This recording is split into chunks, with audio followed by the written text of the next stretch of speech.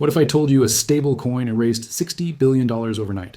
At the same time, JPEGs were selling for millions. Teenagers were becoming millionaires, and hedge funds were getting wiped out.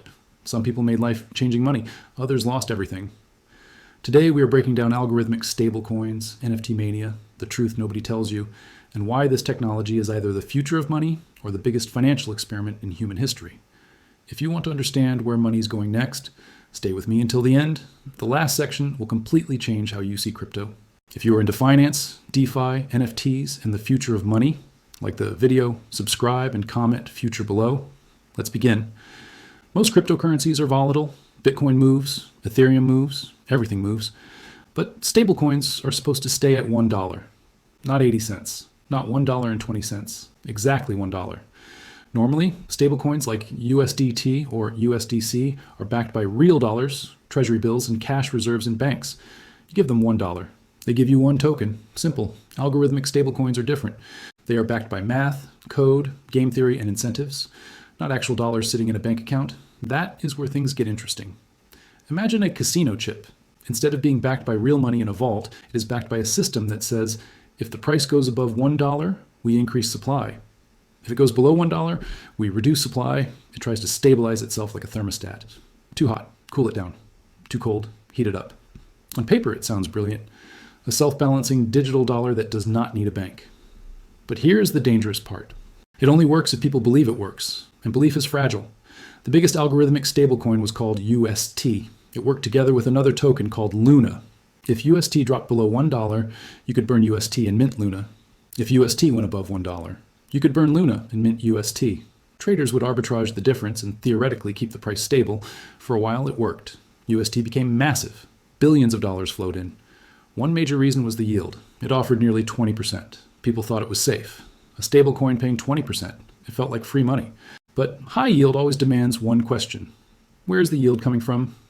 Much of it was subsidized to attract users. It created artificial demand. As long as new money flowed in, the system looked healthy. Then one day, UST slipped slightly below $1. Not by much. Just enough to make people nervous. And in crypto, fear spreads faster than logic. Large holders started selling. Social media amplified the panic. Liquidity thinned. The peg weakened. To defend the peg, the system printed more Luna. The idea was simple. Increase supply of Luna to absorb the selling pressure of UST. But the more Luna it printed, the more Luna's price fell. And as Luna's price fell, the system's ability to support UST weakened even more. This is called a death spiral. As confidence dropped, redemptions increased. As redemptions increased, more Luna was minted. As more Luna was minted, the price collapsed further. Within days, Luna went from over $100 to fractions of a cent. UST lost its peg completely. Around $60 billion in value evaporated. People who thought they were holding something stable saw their savings disappear. Some had their entire net worth in the ecosystem. Some had taken loans against their holdings. Some believed the yield would last forever. The idea itself was not insane. Using incentives and arbitrage to stabilize value is a real economic concept. Central banks use policy tools. Markets use liquidity. And the system used code. But it underestimated one thing. Human panic. No algorithm can fully control mass fear. When enough people rush for the exit at the same time, even strong systems crack. Weak systems collapse.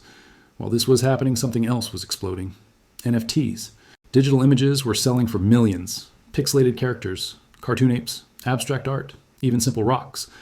To outsiders, it looked ridiculous. But to insiders, it felt revolutionary.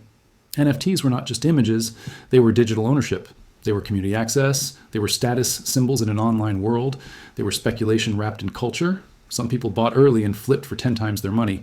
Some turned a few $1,000s into millions. Stories of overnight success spread across social media. Teenagers became influencers and traders. Discord servers became financial war rooms.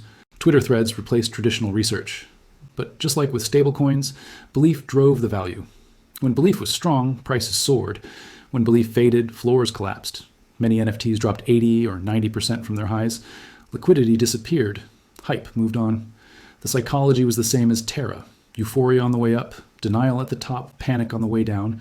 Crypto did not invent greed or fear. It accelerated them. It removed friction. It made markets global and instant. Anyone with a phone could participate. This is the part nobody tells you. Algorithmic stablecoins were not simply scams. Many were genuine attempts to create decentralized money. NFTs were not just hype. They were early experiments in digital property rights. Every major technological shift goes through bubbles. Railroads in the 1800s had massive speculation and crashes. The dot-com era created billion-dollar failures before it created trillion-dollar companies. Housing markets have booms and busts. Innovation and speculation often arrive together. Speculation funds. Experimentation. Experimentation produces progress, but speculation also produces pain. The Terra collapse did not kill the idea of decentralized finance. It exposed weaknesses. It forced builders to rethink risk models, collateral design, and transparency. After the crash, regulators paid attention. Investors became more cautious. Developers explored over-collateralized models instead of purely algorithmic ones. Risk management became part of the conversation instead of an afterthought. The industry matured slowly. The deeper question is not whether Terra failed. It did. The deeper question is whether decentralized systems can eventually handle stress better than traditional ones. Traditional finance is not immune to collapse. Banks fail, governments print money, inflation erodes purchasing power, bailouts happen behind closed doors, crypto promised transparency, code you can inspect, rules that execute automatically, no hidden balance sheets. But code is written by humans, incentives are designed by humans, governance is voted on by humans. And humans are emotional. So maybe the future is not banks versus code. Maybe it is a hybrid. Regulated stablecoins backed by real assets but settled on blockchain rails. Transparent reserves verified in real time. Smart contracts with built-in circuit breakers. Better tokenomics designed with lessons from past failures. The first versions of most technologies are clumsy. Early airplanes crashed. Early cars were dangerous. Early internet companies burned cash and disappeared. Over time, systems improve. Standards emerge. Regulation adapts. Infrastructure strengthens. We are still early in the financial internet. Some people see chaos and walk away. Others see chaos and see opportunity. Understanding what happened with algorithmic stablecoins and NFT mania is not about reliving drama. It is about recognizing patterns. When yields look too good to be true, question them. When everyone says something cannot fail, examine the assumptions. When prices rise purely on hype, understand the risk you are taking. At the same time, do not ignore the innovation underneath the noise. Programmable money, instant global settlement, digital ownership without intermediaries. These ideas are powerful. The experiment is not over. It is evolving. The next generation of stablecoins may combine collateral, algorithms, and real-world assets. NFT technology may power gaming economies, ticketing systems, identity verification, and intellectual property management. The people who study these cycles instead of chasing them will have an edge. The people who only react to headlines will always be late. So ask yourself this: can money exist without banks? Can value exist without governments? Can code reduce the need for blind trust? Or will every attempt eventually collide with human behavior? The answer is probably not extreme on either side. It is likely a balance. Institutions providing stability, code providing transparency, markets providing discipline. We are living through a financial transformation in real time. It is messy, it is volatile, it is emotional, but it is also historic. If this changed how you see crypto, like the video, subscribe, and comment future below.